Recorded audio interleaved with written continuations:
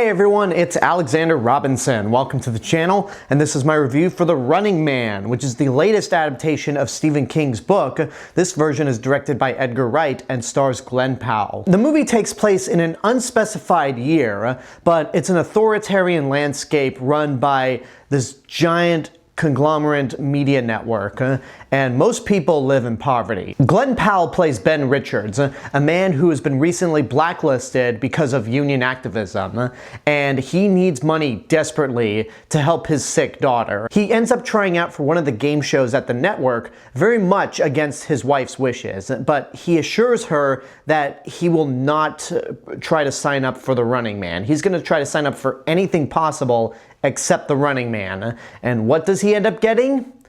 The Running Man. So Ben Richards, in order to get money for his family, has to survive 30 days without being assassinated. And if he makes it to the end, he ends up winning $1 billion plus any fees that he manages to collect along the way. I am very late with this review. That seems to be a theme throughout a lot of this year, so I do apologize, but this was one of my most anticipated movies of the year because Edgar Wright is a great director. I'm a big fan of Glen Powell, and I enjoyed the original Arnold Schwarzenegger Running Man from 1987. I saw it for the first time 3 years ago, back in 2022, and it was kind of a surreal experience watching that movie for the first time and then going into this one, because the book, The Running Man, takes place in the year 2025, and the original movie takes place in 2017, where this egotistical game show host is the most powerful man in the world.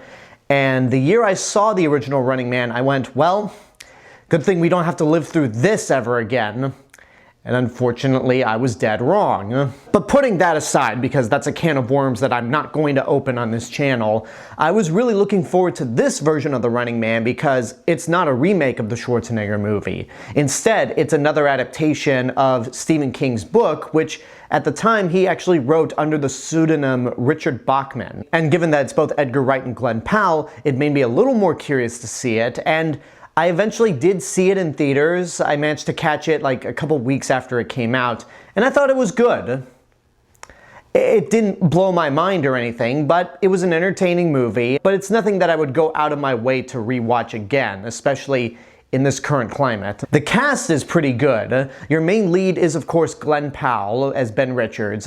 He is just as charismatic as ever, though in a different sense. Given the circumstances and themes of this movie, while Glen Powell is certainly charismatic, he's not the same level of charismatic that he was in Top Gun Maverick or Twisters. And it's only when he actually embraces the spirit of the Running Man show that he finally becomes that Glen Powell that we all recognize, the guy that makes you think of Tom Cruise, but think he's actually a little better than Tom Cruise. Josh Brolin does a good job playing the head of the network.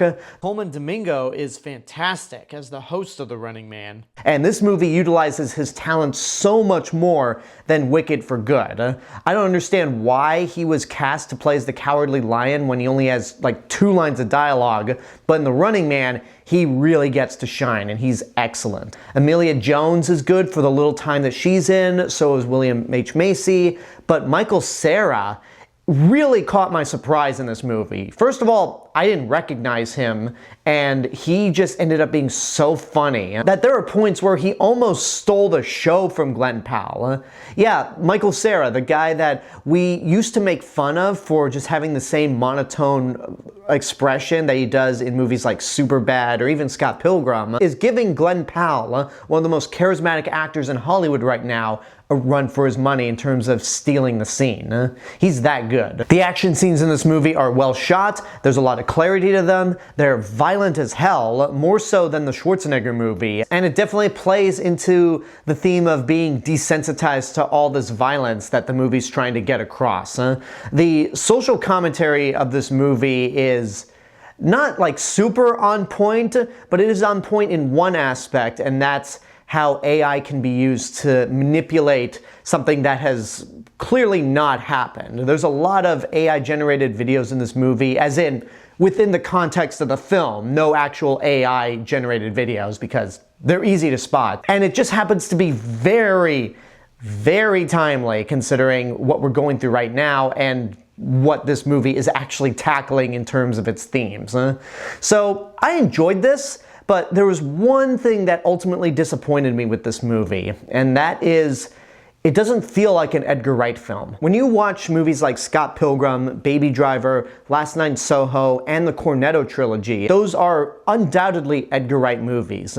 The Running Man does not feel like that. It feels like any other dystopian future film that we've seen before, and it ends up being Edgar Wright's most mainstream movie. Not a bad thing at all, because I still enjoy the movie, but doesn't really have that Edgar Wright flair or that sensibility that you usually find in his movies. And maybe this was an attempt to try to make this movie a little more commercially bankable and make it a bigger hit than a lot of his other movies. But considering that this movie ended up being a box office dud, it sadly didn't work out in the end. But that's ultimately my biggest criticism with the movie. I still really enjoyed it at the end of the day, and I'd ultimately say it's good. It's not great. It does have some familiar beats that you've seen with other movies like The Hunger Games, but it was entertaining. If I had to pick one of these movies though, I would easily pick the Arnold Schwarzenegger movie. That one is just so much more iconic, but I'm happy to say that in regards to movies based on books that were previously adapted into Schwarzenegger movies, I'm talking Conan the Barbarian, Total Recall, and now The Running Man, this is easily the best one. So I'd definitely say check it out, but it's nothing that is gonna blow your mind. This isn't gonna make my best of the year list, but it's still entertaining. And there you go, that's my review for The Running Man. I hope you enjoyed it. Thank you guys so much for watching this review, and I want to give a special thank you to my subscribers and YouTube members right over here. You guys are the reason why this channel continues to grow every day, and if you want to help to financially support the channel, you could do so via YouTube memberships and get access to exclusive perks that no one else gets. But until next time, I want to know what you guys think about Edgar Wright's The Running Man. If you've seen it, whatever your opinion is, let me know in the comments below. Don't forget to like the video, subscribe to the channel, and hit the bell button to get notifications. If you want to find me elsewhere on the internet, you can find me on these social media platforms and my theme park and travel channel right here on YouTube. I'll see you guys in the next video, but until then, have a good day and take care of yourselves.